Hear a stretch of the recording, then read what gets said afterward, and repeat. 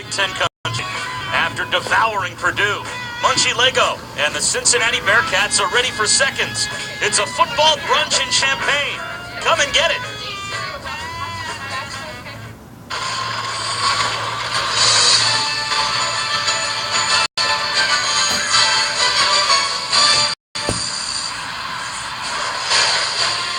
Welcome to ESPN College Football, presented by 5-Hour Energy.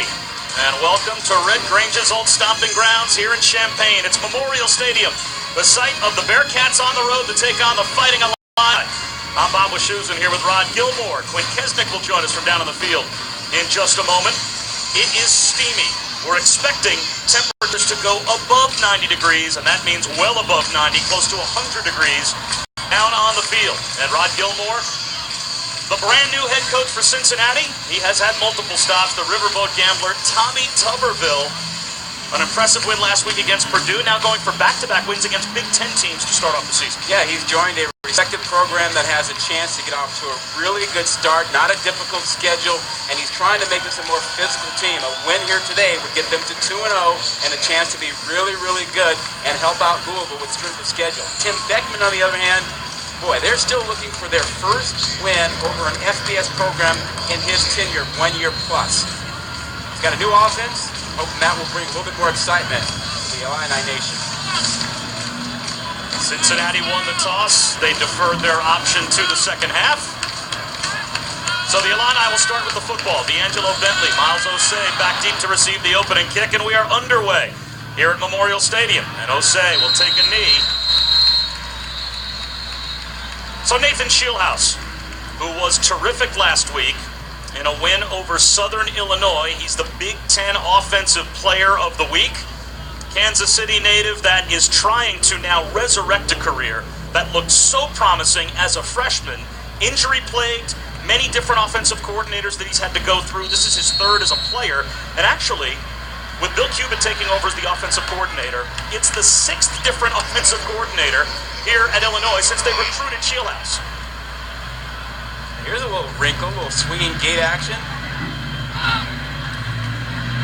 And Shieldhouse on the move, with no protectors in front of him, throws it away as it looked like the Illini might have outfought themselves on the opening snap. You know, you mentioned he was the Big Ten Player of the Week last week, and good for him. I mean, this young man, I've always kind of liked his game, but he's taken so much heat, so much criticism, so much blame, and it's not like he's had a lot of talent around him the last couple of years.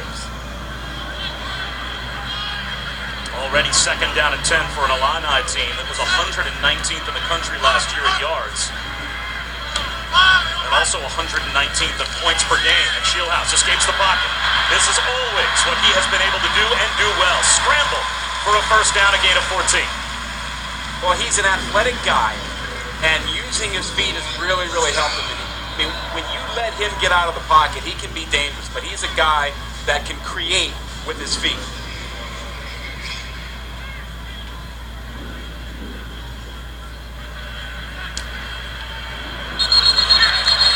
Flags down and a false start will be called against the Illini. 7. 5-yard penalty, still first down. So now it's 1st and 15. You talked about the offense last year. They couldn't score. They were 120th, only had 17 touchdowns offensively. 28 on the season. They had so many turnovers last season, 31 turnovers on the year. I mean, they just struggled completely on offense. Now a new offensive coordinator, a new system. They are a pass-first team now.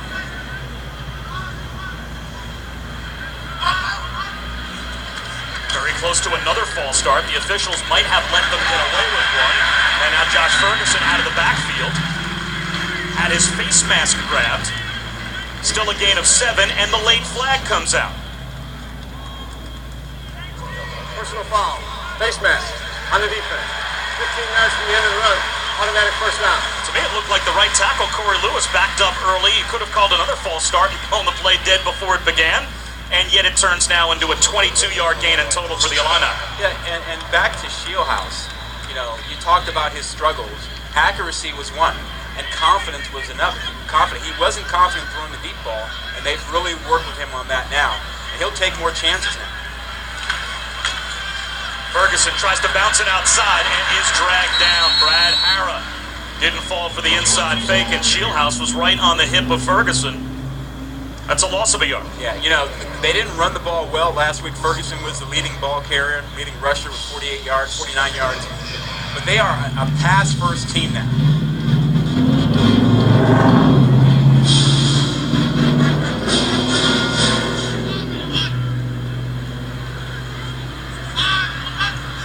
Four-man rush on second down and 11. Shieldhouse, straight throw from the pocket, floats it to the sideline, and that may have picked up a yard and a half to 2 yards for Spencer Harris, as Bill Cuban has come over after 8 years as the head coach at Western Michigan. Down on the sidelines, the play caller. Boy, did he put up lots of points at Western Michigan. Wide open style of play. Certainly plays into what Nathan Shieldhouse does best. Very interesting talking to Bill Cuban about taking over, again, the 119th ranked team in the country offensively last year, and how much fun it's been already this year. 3rd and 9, not fun though for a play caller. Cincinnati shows blitz on 3rd and long. They'll rush only 3. Shieldhouse still had to hurry the throw, and that's nowhere near a first down to Spencer Harris. Now what do? 4th down and 5. You're inside the plus 40-yard line at the 39, and it looks like Tim Beckman's going to leave his offense out there. Well, he should. You know, I mean, you can't punt the ball here. Oh, now they are going to punt. Oh, boy. Now, see, my problem with this is you punt this ball, probably going to wind up in the end zone with it.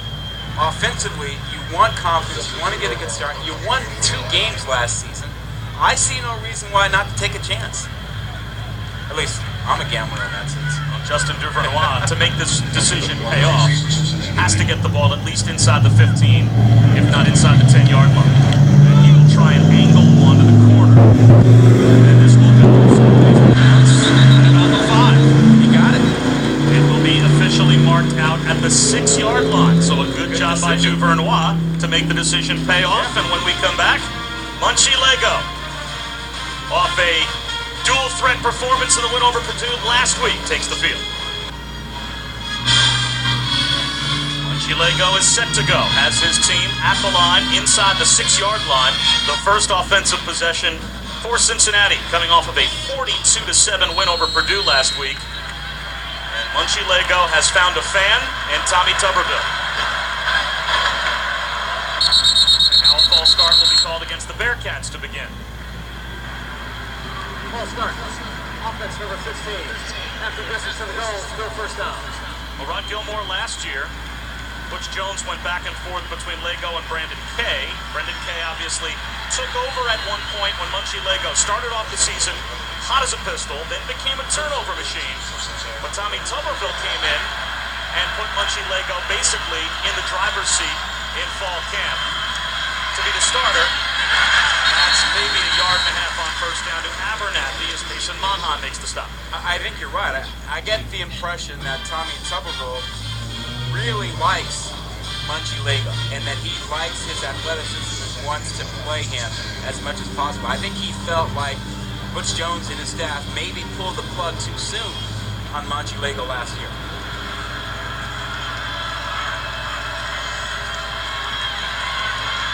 They go up the seam, wide open. He's got Anthony McClung, a first down out to the 30-yard line.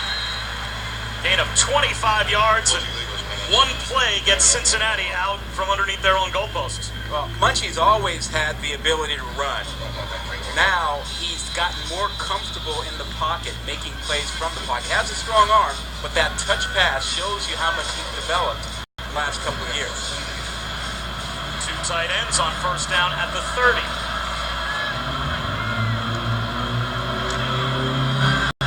Off to Abernathy. Nice cutback. Gets loose. Abernathy turns the corner. Out of bounds at the 46-yard line. Terrific block down the field by Max Morrison, 82 wide receiver out there. And Munchie also got involved with it. Yeah, this is just playing the game. I mean, it's a quarterback who's into it. He's competing. Look at that. That's a nice block on a linebacker. I mean, he got in there and got after, who's that? 17 now? I think it was. Jet sweep to Max Morrison. And he's upended at midfield after a gain of 3. Well, again, talking to Tommy Tuberville, he said that Brendan Kay was the leader at quarterback, significantly so, after spring practice, but then Brendan Kay hurts his shoulder, so Munchie Lego gets the 7 to 8 days in fall camp to run with the #1 offense, and he's never really looked back. Since then, he has a fan in Tommy Tuberville. Took it and ran with it. Play action from midfield. Here comes the rush. Lego goes down. Houston Bates originally signed a scholarship with LSU. The Tigers ran out of scholarships, though, as he ends up, good news for Illini fans, coming to Champaign, and that's a big sack. Yeah, and you got to have a little bit better pocket presence. I mean, that's one that occurs right in your face if you're Munchie Lego. You should feel it, see it, hear it, and be able to step up and get away from that pressure.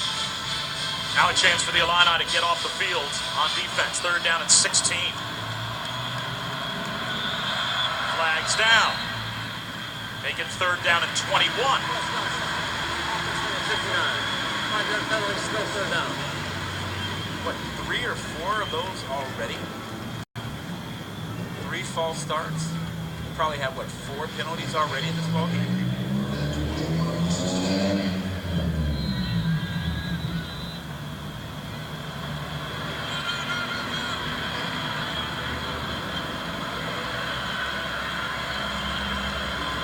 Third down and 21 for Cincinnati.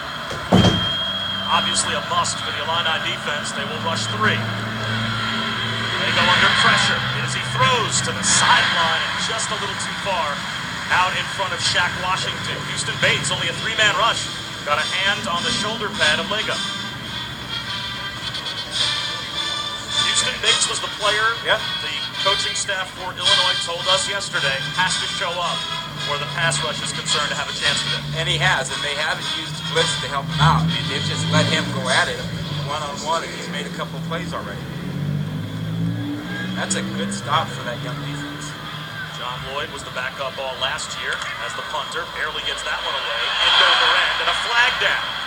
D'Angelo Bentley makes the reception back at about the 25-yard line, but a flag thrown as John Lloyd down.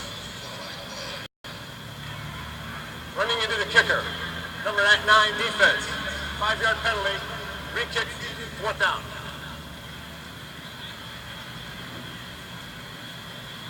So they avoid the personal foul. It's only running into the kicker.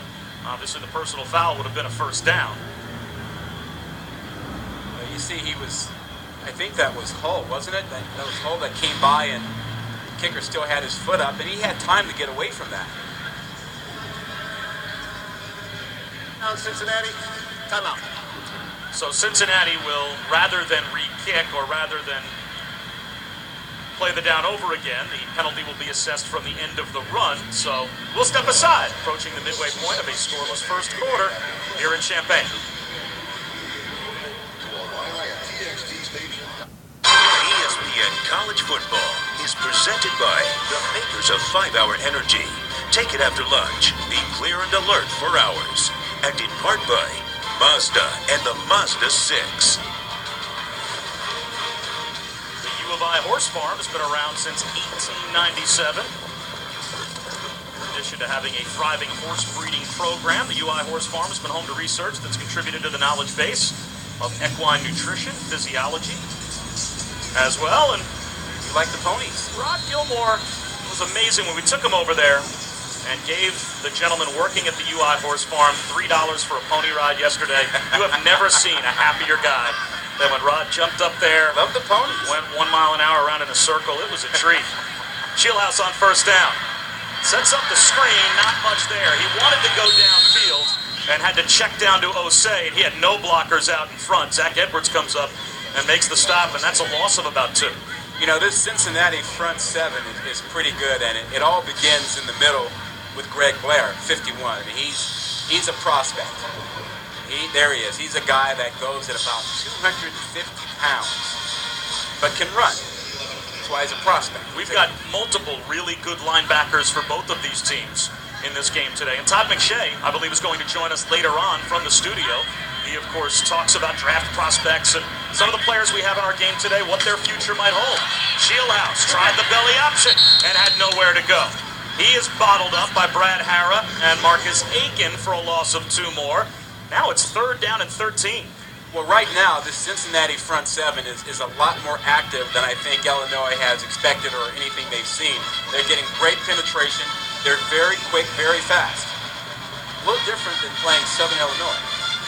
See if Bill Cuban changes up how he calls this game based on what so far has been a lack of protection for his quarterback in the run game.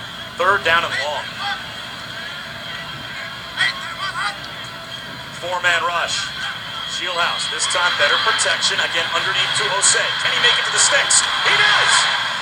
Lost the football. Was he down by contact? He's got a 1st down if he's ruled down. The ball popped out, and it looks as if he will be ruled down. A gain of 16. Great individual effort at the end by Jose to pick up this 1st down. A nice job out to the left. Now, you buy some time, you get out there. A lot of green space. Good job by Shieldhouse of giving him the ball quickly so he could make a move. 1st and 10 for the Illini. The ball's all the way out to the 38-yard line now. Straight up I formation. Play action for Shieldhouse. A throwback. Donovan Young's got it. Check that John Davis. And he picks up about 6 on 1st down. You see the pursuit by the Cincinnati defense. I mean, they had defensive linemen out there. Brad Harrah was out there. They also had Chanel out there. I mean, they're staying home playing their assignments, and their quickness is showing up. That should have been a big play. Shieldhouse underneath. That's another 1st down. He converted safety Steve Hull. Spent the entire freshman season here at Illinois. He's now a senior, practicing at wide receiver. Then 2 weeks before his redshirt freshman year, switched to safety, played safety 3 years, but he's been so injury prone, they didn't think he could continue to take the contact of a safety. So now, as his senior season approached, they put him back at wide receiver.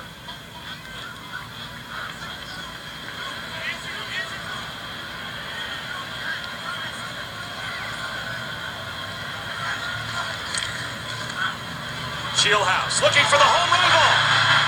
Got it! Reaching for the goal line and across. Touchdown! Josh Ferguson, the running back, streaks on a go route, and Illinois strikes first.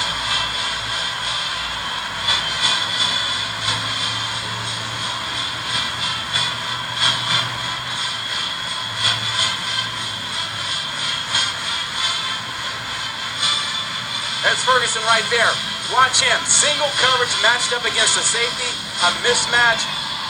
We were told that his speed reminds some of the folks at Illinois of Reggie Bush when he played at USC. And they got him matched up against the safety. Bill Cuban specifically said, I'm not saying he's Reggie Bush. And they are going to review to see if Ferguson did indeed get into the end zone. Did his knee touch before he reached the ball across the goal line? We'll have to take a look and see. But Bill Cuban said, I'm not saying he's Reggie Bush, but when I was at Stanford, everyone stopped when Reggie Bush was on the field. And Josh has a lot of that type of capability in space. But now let's see, was the knee down before the ball crosses the plane? He extends it. Oh, I think that's going to stand. I think that's going to stand. From that angle, it's hard to say that he was definitively down. Remember, you have to have undisputable evidence to overturn the call, or indisputable. Well, remember, when his hand touches the ground, that doesn't count as being down. You are down when any part of your body other than your hand or your foot touches the ground. It just looked to me like he got that ball out over the goal line before his thighs touched the ground. I mean, at first look, there was not enough to turn it over. The ruling on the field of touchdown stand. So Josh Ferguson does indeed do his best Reggie Bush impersonation, a streaking go route that turns into a long Illinois touchdown, and the Illini are on the board. But don't forget the patience and confidence by Shieldhouse. I mean, that's a throw he was reluctant to make in the past. Last year, the Fighting Illini had 6 plays of 30 or more yards all season. They already have 7 plays of 30 or more yards this year. It's a different-looking offense for the Illini.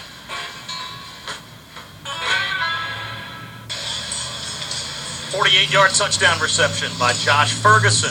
Puts the Illini on the board. 7-0. Illinois has the lead. Bob Wischusen here with Rod Gilmore, Quinn Kesnick as well. Nathan Shieldhouse, not only 5 for 5 on that drive, but Rod, he is now 8 for 9 in the game. He missed his first attempt, and he's 8 for 8 since. Well, he's playing with so much more confidence, and it's one thing to play well against Southern Illinois in your opener, but to have this kind of a start against Cincinnati, that really lifts up his confidence.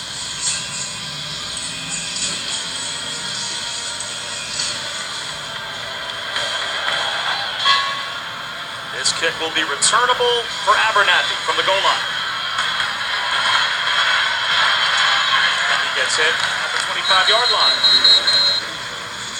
Rod, we spent a lot of time with Bill Cuban talking about not just the fact that it's another new offensive system here, but the mental rehabilitation he had to do with Nathan Shieldhouse when he arrived. Shieldhouse has been beaten down, and it looks as if now he's got his confidence back. Well, I mean, he was beaten up by the fans, the media, and everybody, and, you know, they lost a lot of games. He lost confidence, and they kind of worked with him this offseason to build that back up, and they forced him to take chances. They forced him to throw the ball deep in practice and not worry about interceptions. The guy was sacked 82 times, just beat up over the last few years.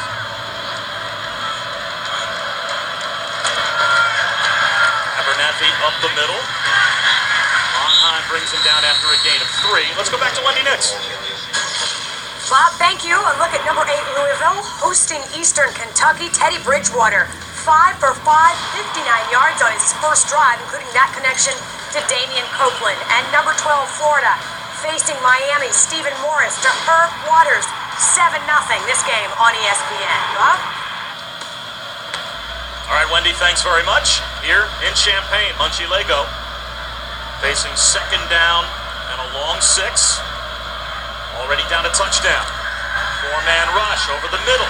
Again, a crossing route works, this time to Shaq Washington for a first down. You know, Wendy mentioned Louisville. You think Louisville wants Cincinnati to play well and to get off to an 8-0, 9-0 start? Because if Louisville's going to make a run, they need somebody in their conference to step up and have a good record. Obviously, a lot of work to be done today for Cincinnati, as they're already down 7-0. But if they can get this win, looking at the rest of their schedule, those two teams are on a collision course, you'd think later in the year. They go well protected, and that ball is dropped. Max Morrison had it right in his hands. That was a good throw by Lego, and could have been a well over 20-yard gain. Should have been. Well-thrown ball, right on the money. Morrison, I think, got bumped a little bit and just lost a little bit of concentration there. Watch as he comes across here. He didn't get bumped till afterwards. He's got to have that one. He knows it. So now it's second down and 10. Mason Monheim may have barely grazed that football, but still very catchable for Morrison. And now another false start called against Cincinnati. Ball start. Offense number 86. 5-yard penalty, still second down. Quinn Kesnick is with us as well. And Quinn, this could be a special season for Tommy Tuberville in Cincinnati if they can get this win today. Yeah, he talked about to me before this game, almost before kickoff, about the biggest challenge. He said there are two. Number one, how are they going to react when adversity hits in a Big Ten arena? Number two is maintain their focus. I got to tell you, they're not a very rah-rah group, and there's a side of me that thinks that they're a little flat right now. Second down at 15. Lego high over the middle, an incomplete, dangerous throw as he either overthrew Anthony McClung or underthrew Morrison. It will be third down and 15. You know, this Cincinnati team is trying to find an identity. I mean, Tuberville's in his first year. He's getting to know his players, but he also wants them physically tougher. He wants to have a more power-oriented rushing attack. That's not what they've had in the past. So, I mean, this team is in transition trying to find out who they are. When you're facing an average of third down at 21, that power rush game goes out the window. It's Lego up the seam, and it's intercepted. Taylor Barton down on his knees, picks it up at about the 37-yard line. An overthrow by Lego of Blake Annan. And not only does Illinois get the football back, but now they get it with excellent field position as well. Well, he's throwing into heavy coverage, and you don't want to miss high over the middle. I mean, you have to be on target with that. If you're going to miss, you got to miss low. But when you throw over the middle like this, you can't miss high. For particularly into coverage. And Now, Garden is just sitting there waiting. if that's an incompletion, obviously, you're facing fourth down, but then you're punting. And you're anticipating pinning a team probably somewhere inside their 25, if not inside their 20-yard line with the punt. So they probably cost themselves, what would you say, 15, 17, 20 yards worth of field position on the interception. And momentum. Nathan Shieldhouse has been red hot. He's connected on his last 8 straight throws. Another flag thrown from the secondary. This a delayed penalty. Game. Offense. 5-yard penalty, still first down. We've seen a lot of mental errors so far. Is this- Delays, false starts, a lot of 5-yard sloppy penalties. Wait, if we're awake, they can be awake. You know?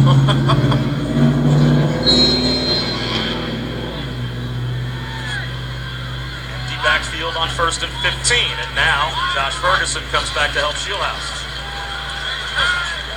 In the left flat it goes to John Davis. About a yard and a half, maybe 2. It'll be 2nd and long. And Nathan Shieldhouse, he has been a terrific scrambling quarterback. If you take the 582 lost sack yards out of it, he's run for close to 2,400 yards. Yeah, not many quarterbacks can say that. You back out those sack yards and the punishment that went along with them. 82 sacks is a lot of punishment to take.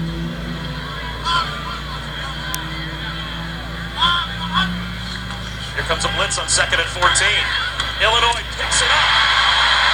Close to the first down, Langford, but he goes south instead of north and ends up, rather than getting right to about the first down marker, coming up about 3.5 to 4 yards shy. So it will be 3rd down and a little over 4 to go. Well, you mentioned the pressure. Cincinnati has to find a way to get some pressure on Shieldhouse. He's keeping them off balance with the short throws and then coming back, taking shots down the field. Are you noticing early on a pattern of how Bill Cubitt is calling this game to try and combat the physicality of that front 7 for Cincinnati? I mean, pace has a lot to do with it. They're identifying where they're coming from. They're able to adjust their protection for it. Big play here, 3rd down at about 4. Shieldhouse well protected again. High throw, incomplete.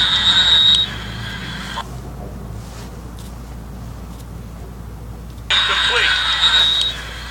Miles Osei, the intended receiver. That's the first incompletion for Nathan Shieldhouse in his last 11 attempts, and it'll force a punt. Yeah, now last season he had a problem with sailing the ball a little high at times, and it's just footwork and mechanics. It's not second nature. Every now and then he'll see one that will sail on him because he just hasn't taken care of his feet. And it looks like a timeout might have to be called by Cincinnati on special teams as they had too many players on the field. Shaq Washington and Anthony McClung were both back deep to receive, and if they got called for 12 men on the field, it would have given Illinois a first down. So the mental errors continue here in Champaign.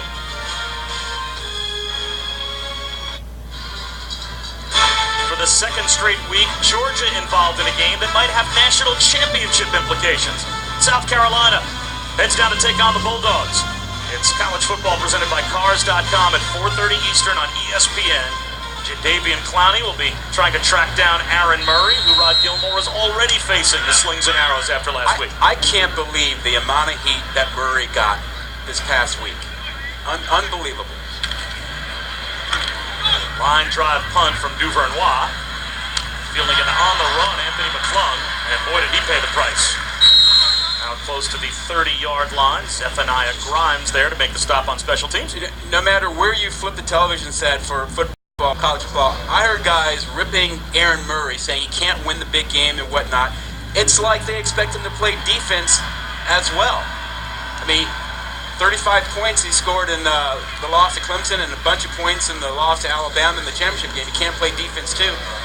Well, speaking of a quarterback already coming under fire, Munchie Lego, after throwing the interception on the last drive, heads to the bench, and Brendan Kay, the 6th-year senior, comes on for Cincinnati. Now, Brendan Kay's a different kind of quarterback than Lego, and he's already 1 for 1, finding Blake Annan, much more of a pure pocket passer. But last year, he was 4-1 as a starter, 10 touchdowns, only 2 interceptions, 63% completions. And here's a guy that has had a roller coaster of a ride via 3 different knee surgeries and a 6th year granted by the NCAA that still has him at Cincinnati. And off to Abernathy, shut down at the line by Jonathan Brown. It'll be 3rd down at about 3. He is not the athlete that Munchie Lego is. You know, you see their numbers in their career. They both were winning quarterbacks. They both played a number of games. And you see the rushing touchdown differential. That tells you a little bit about the ability to run with the football. But the play calling changes. When K is in, they're much more of a power running team, not a zone team, not a quarterback design run team.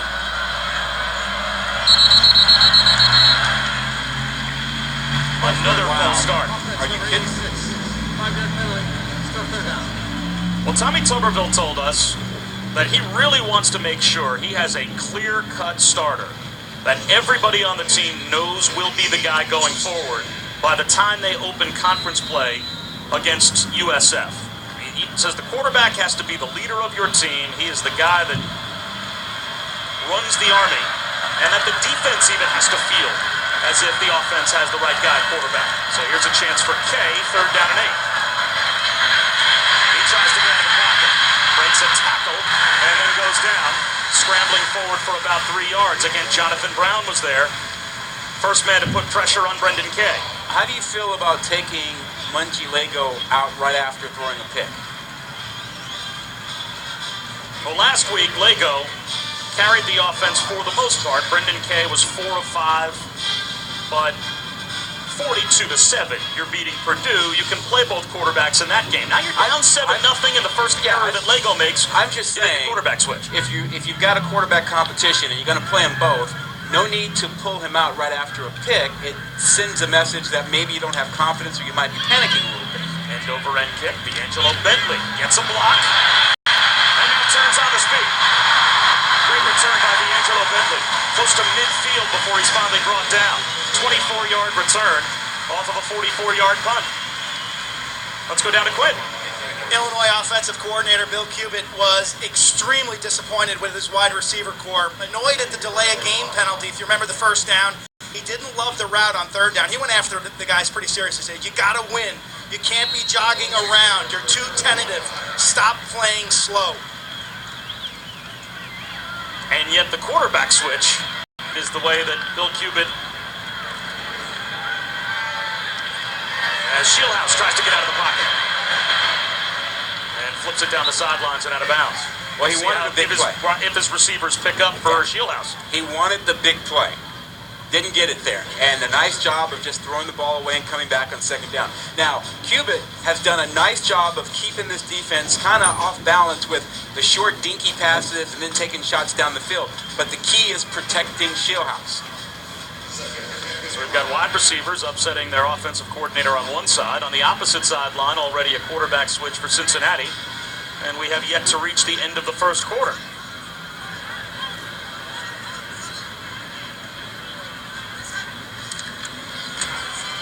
Shieldhouse gives to Donovan Young.